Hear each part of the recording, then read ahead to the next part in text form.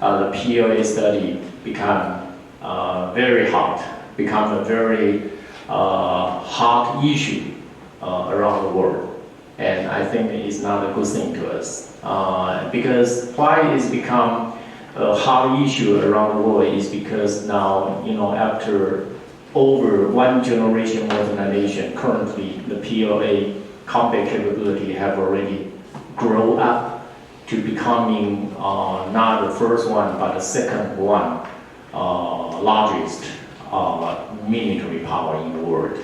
And especially it is very ambitious that it tries to continue to modernize itself in order to become the #1 military power around the world at the middle of this century.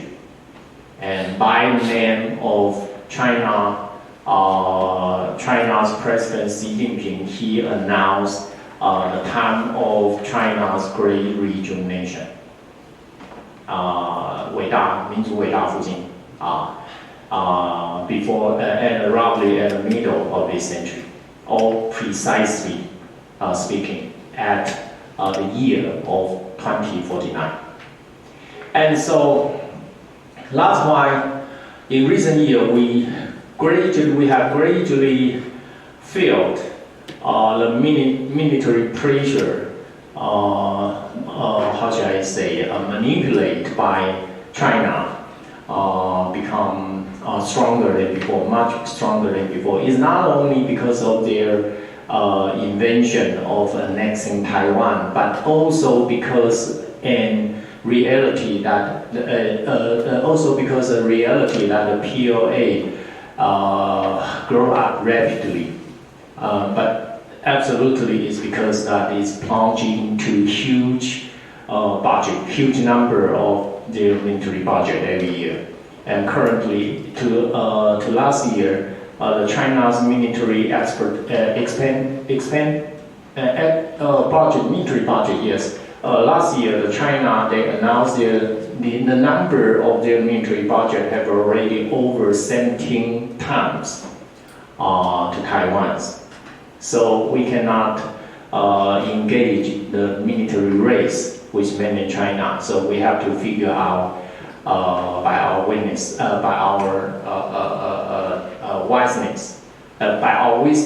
we have to figure out by our wisdom that how should I say, the effective way to defend ourselves from China's military invasion.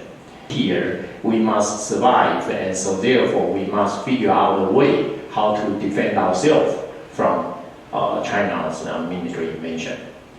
Okay, so that's why I'm here, because we found one thing in recent years, that psychological defense is very important to our, how should I say, the morale of our people, especially in Taiwan. And now we know that in recent years, especially after 2014 Crimea incident, after 2014 Crimea incident, and all we know that Russia, they have successfully manipulated so-called that the warfare of perception, or the cognitive warfare. Is that correct? Cognitive. Okay. And after that, the psychological warfare become more and more important than before.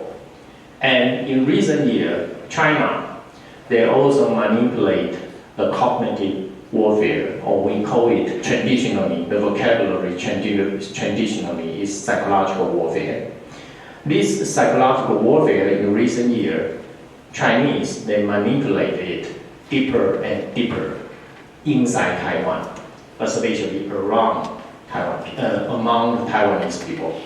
And it's very important because that no matter how our military force prepare, especially to make ourselves become combat readiness, confronting the PLA provocative maneuvering.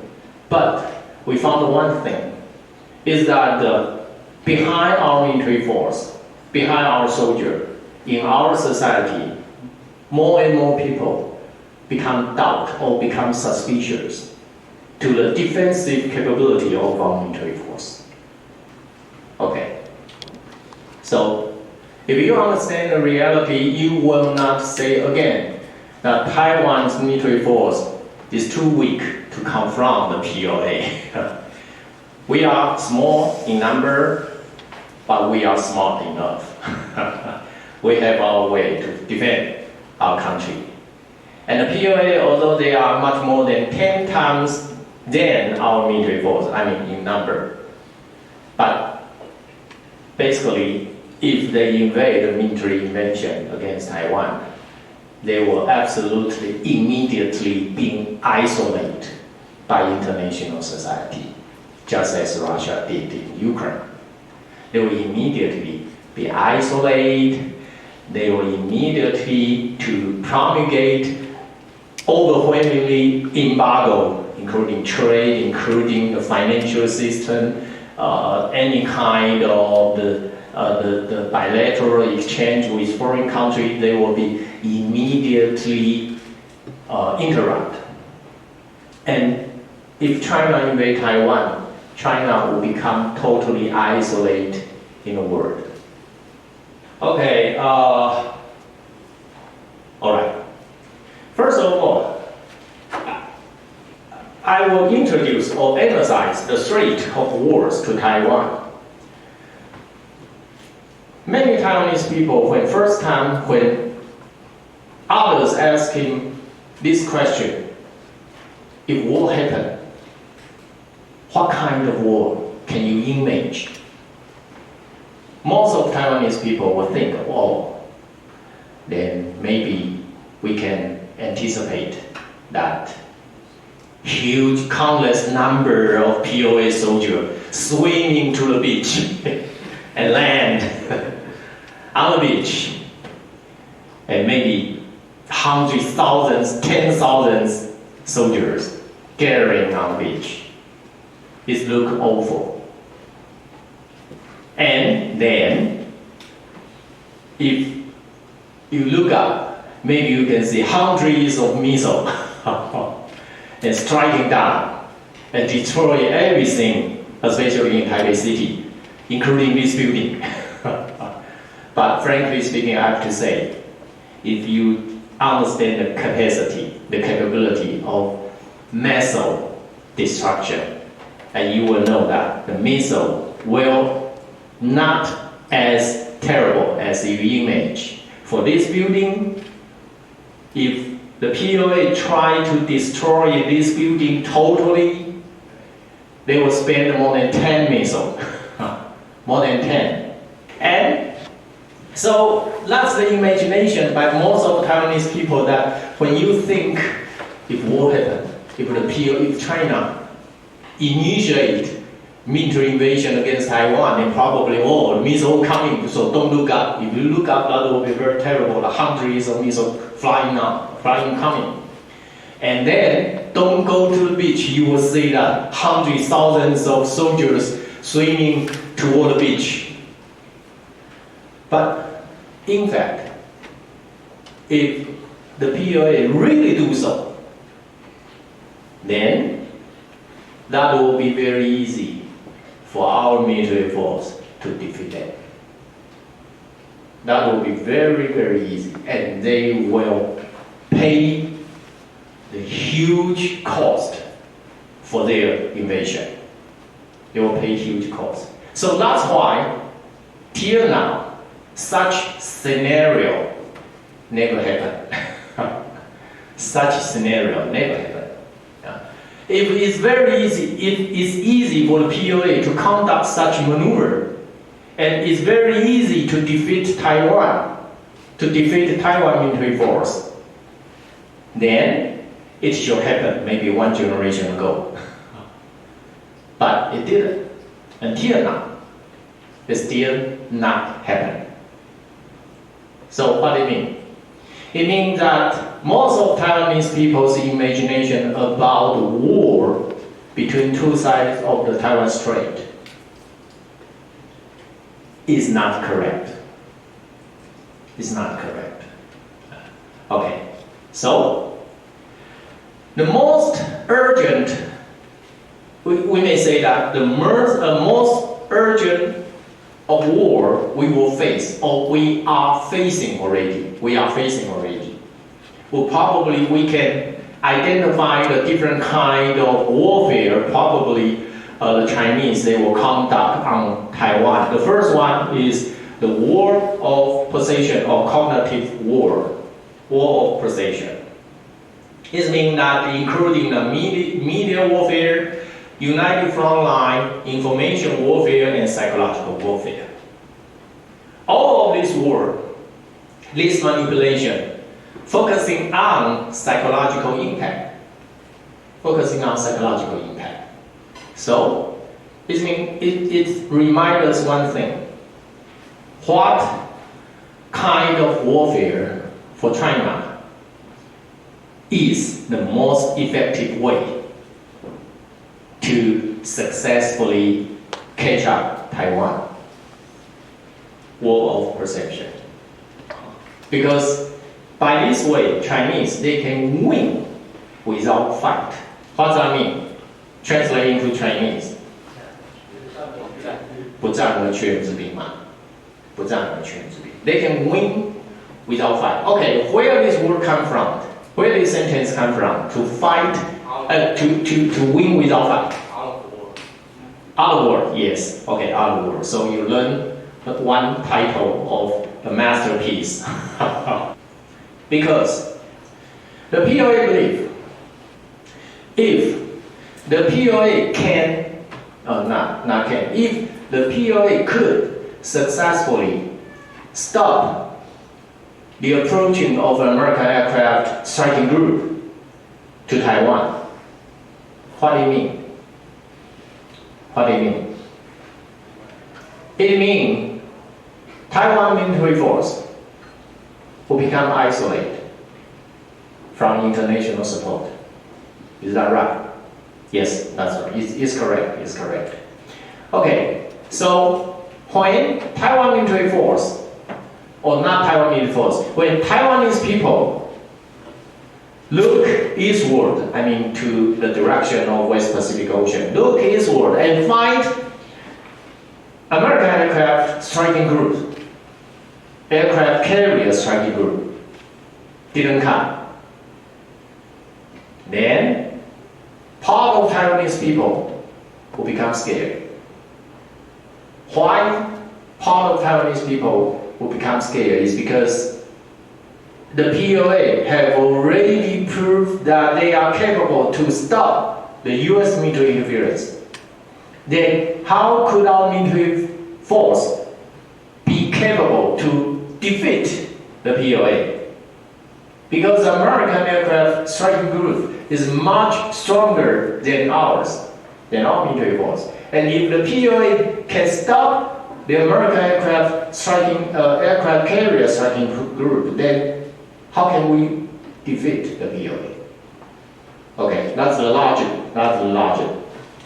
Alright, so the POA, therefore, they practice very much and develop necessary weaponry system, especially the anti-ship ballistic missile. Usually, anti-ship missile is cruise missile. Because only cruise missile can hit precisely a moving target on surface. And the ballistic missile, usually, they can only target on and fix, to target on fixed ordinate location. But the POA, after 1996, they made one decision with determination, just as I. After 1996, I made a decision with determination that I want to study POA for my own country. And the POA also made a decision with determination that we must develop weapons to deter the American military interference from Taiwan. Okay, so after 28 years, the POA now they have the anti-ship ballistic missile. I have to say that, we have to say, such kind of missile belong to so-called cutting-edge technology. You know what I mean by cutting-edge technology? The most advanced technology. Most advanced technology. They can make the warhead return from the outside atmosphere, return into the atmosphere to change its trajectory during its falling with the speed over 6 or 7 Mach. It's an extremely fast speed and can make this warhead become maneuvered. And that's very advanced technology. But several days ago, the U.S. Navy launched in the RIMPAC exercise, military exercise, joined the multilateral countries joint exercise in the RIMPAC. The U.S. Navy launched the SM-6 missile and attack range, launch range over 400 kilometers, and also can become maneuvering this warhead to attack a moving target on surface in the high sea around Hawaii Islands. So the United States proved one thing, that they have more advanced technology than the POA's anti-ship ballistic missile. Okay, but anyway, for the POA, they try to conduct A2AD, and they develop such weapon system very successfully. And they try to use way in order to forcing Taiwan to accept the political negotiation, because they saw that if we could successfully stop American military force from approaching Taiwan, then we can force Taiwan government to accept political negotiation, because we will not Taiwanese government, we will not Taiwan government to feel frustrated and make the Taiwanese people to feel desperate. Also psychological impact. Now you understand? Psychological impact. So what their military operations purpose is not for the physical conquer after the overwhelming destruction, no. But they try to use military operation to generate psychological impact, to make you scared and make you feel desperate, and finally accept their political negotiation and become part of them. Is that clear? Okay. And so therefore, the third one is to using military operation to coerce Taiwan to accept the political arrangement for any unification, just as what I mentioned. And am I speak too many? All right. So this is my second slide, right? Okay, today I only prepare for these 2 slides. And maybe now time is running very fast, and also time is very short. And as you know, it's my habit as a professor. And when I speak, usually I will only stop after I speak roughly 2 or 3 hours. Okay, but I have to stop here. And the floor is open for everyone. I hope that everyone can. Okay, so let me know one thing. Who, just now raise your hand, who you hadn't have chance for speaking in this morning? You? Okay, now you are number 1.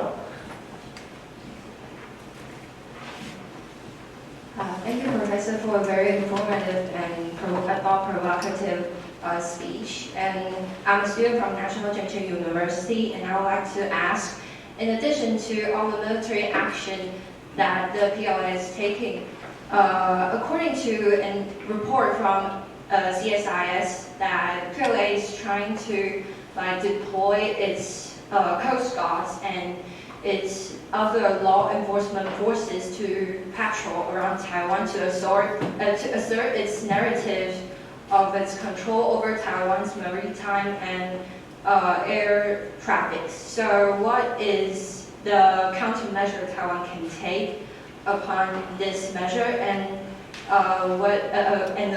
according to your profession? Thank you. Okay, that's a very good question and very updating question. Oh, we know that the Chinese Coast Guard.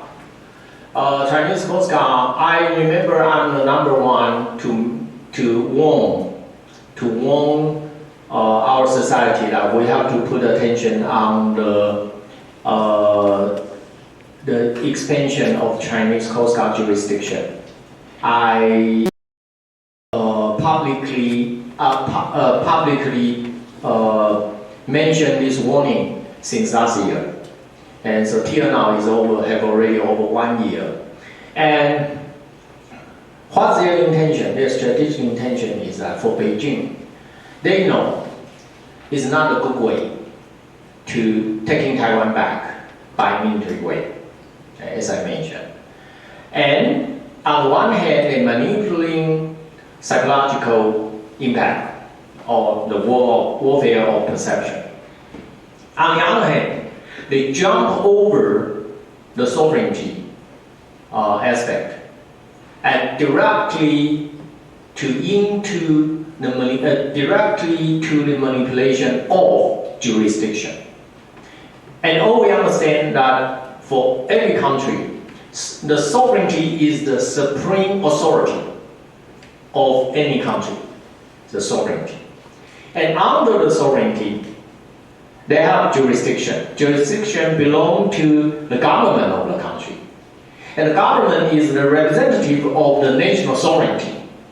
And government, depending on its function, so therefore they have the division of the power. Division of power. I'm not have a lecture of PLA, I have a lecture of our constitution. and so the division of power, according to division of power, so the government can divide it into the administration, the legislative unit, for example, the Congress, and the justice court, justice system. So the administration, legislation, and justice become the three different powers of the government. And under this division, power division, then they have the different jurisdiction. And I mean subordinate to this different power. Okay, so for China, because they claim they enjoy the sovereignty of Taiwan, because they insist that so far for China, our name, I speak as the Chinese in Beijing. Our nation, our country has never been divided. Okay, they always claim, right? 国家并未分裂. But our country have not yet been unified. 但国家仍未统一. Okay, and it will be a very, it confused me. Our country have never divided. Simultaneously, our country have not yet unified. What does that mean? Who can answer me? What does that mean? 国家从未分裂，但国家尚未统一。What I mean? So, because they deny, they reject that, okay, two sides of Taiwan Strait belong to currently belong to different countries. People's Republic of China on left side, Republic of China in Taiwan on right side. Okay. And so in reality, we are two different countries. No matter, according to the history, came from one country, but now, for the political entity, we are two independent political entities. But for Beijing, they deny, they reject to accept this reality. So now they decide to jump over the dispute of sovereignty and directly to diving into jurisdiction. So they say things, we enjoy the same sovereignty, the sovereignty of China. So therefore, and I am representative of China. So therefore, I extend my jurisdiction to your side. That's why they retained our fishing boat several days ago. And they claim that because he violated the rule, violated the law that the law of prohibition of fishing activity in this season, 禁渔季. Because this fishing boat violate their law of prohibition, seasonal prohibition of fishing activity. You have mentioned the international law, but however, we can see from the South China Sea patrician that they don't really follow the Rome statute, and they really don't obey the judgment from the international, I'll say, justice.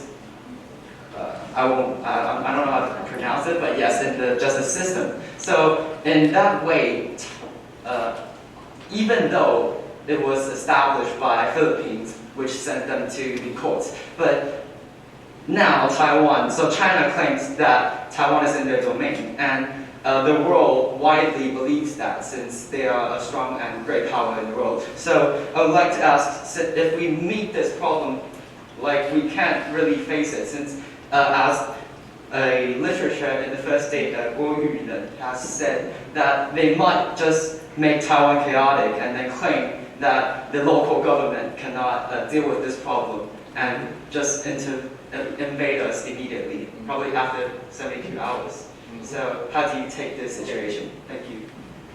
Well, a very good question. Well, I think that two questions already reflect your wisdom. Yeah, you are very smart, and I have to say that all of our lecturers before me must give you very great lecture and to give you a very comprehensive thinking and perspective. Okay, your question. First of all, for China, we cannot expect the brutal country as China to obey international law. But the international law, we emphasize the emphasis of international law is not merely to China, but to international society. Because what we need is not China's sympathy, but what we need is the support from international society. Sorry to interrupt, but since they claim that it's their internal problem, then the international society can't really interfere. Okay, yeah, that's why I continue to speak. And of course, for China, they must insist that the Taiwan problem is the domestic issue and is the internal problem. So no foreign interference to get involved, and otherwise you will violate the Chinese renai. But that's their saying, their insist. We cannot jump into their trap. We cannot jump into. And if we jump into, then we will admit, okay, we are part of China, this belongs to domestic issues, so therefore we have nothing to do. We can only obey their jurisdiction. Yeah, we cannot do so. And so we have to object their perspective, their such statement. We have to insist that no way. We are an independent country. We are the Republic of China. Although during the period of 1912 to 1949, the Republic of China stand on the mainland China, at the mainland. But after 1949, we moved to Taiwan, no matter the historical reason. But anyway, we stand on Taiwan for over 70 years. And so the Republic of China, now we are in Taiwan, and we are still an independent country. But we are not rejecting the existence of the People's Republic of China. We admit the sovereignty of People's Republic of China, but I'm sorry, it's not including, this sovereignty cannot expand over Taiwan, because Republic of China sovereignty will still exist here. And we still be very active in international society. And Ambassador Wu must know this, because he has been ambassador for a long time for his career. And so we have to emphasize that, first of all, although China tried to expand their jurisdiction, that is mean that by domestic way, they try to expand their jurisdiction to us. We cannot accept that. On the contrary, we have to, first of all, we have to deliver the correct, realistic message to international society. To that international society, I understand that it's illegal for China to expand their domestic law to other countries' people.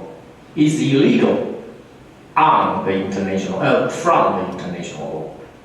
And so we also have an open mind. We can negotiate with China, but basing on international law and international region. We can, of course, we can negotiate. We have open mind. And you mentioned about the Philippines. And of course, China reject to accept the international court is 仲裁，突然忘了仲裁这个事情。Arbitrary. International Arbitrary Court make a final judgment, but China reject to accept that. It can only prove that China so far in international society, it is a brutal country.